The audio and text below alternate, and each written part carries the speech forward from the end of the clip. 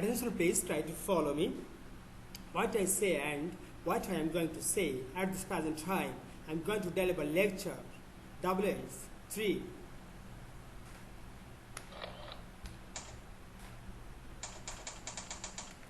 ইংরেজি ভাষায় 9টা প্রশ্নবোধক শব্দ আছে, এদেরকে WS কোশ্চেন বলে, কারণ এদের প্রত্যেকটি শব্দের মধ্যে WRS কথাটা কমন আছে। শব্দ 9টি হচ্ছে who, whom, who is, whose, what, where, how, why and why. Who, whom, who is, whose, what, where, how, why and why.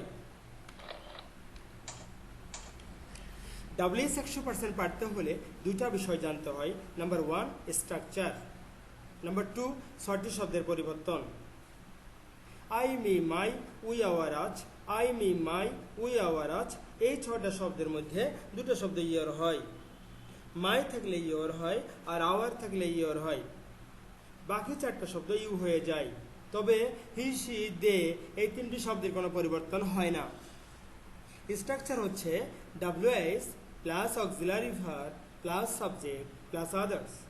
WS plus auxiliary verb plus subject plus others.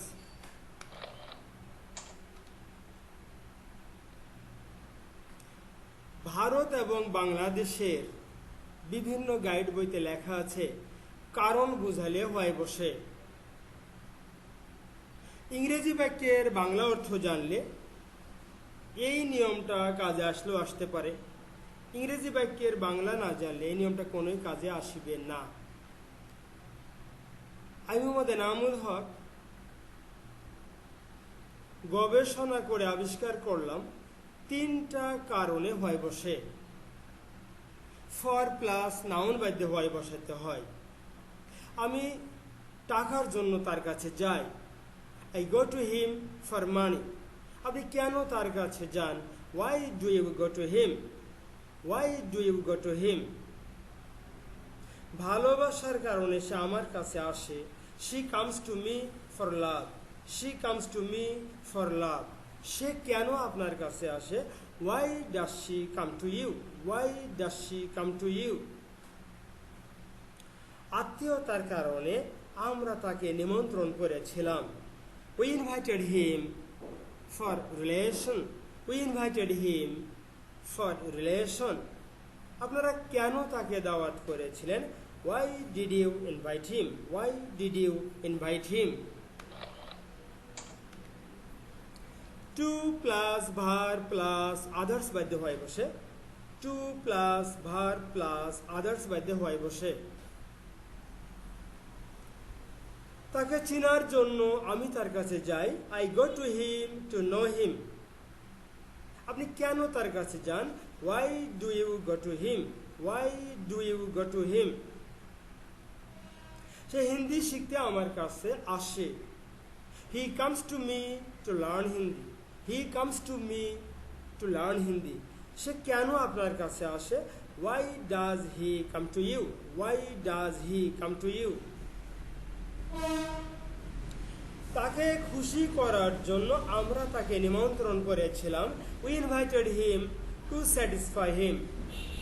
আপনারা কেন তাকে নিমন্ত্রণ করেছিলেন? Why did you invite him? Why did you invite him?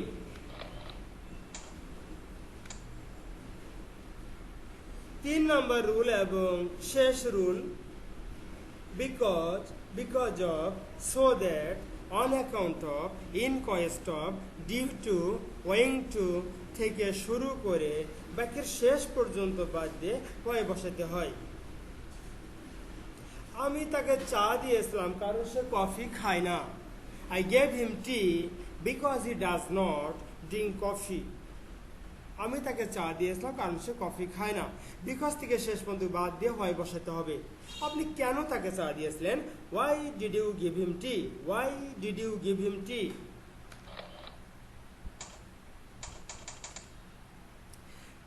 Time is very short, so I shall not prolong my lecture. Where is the end of my speech? No more today. See you again. Thank you very much.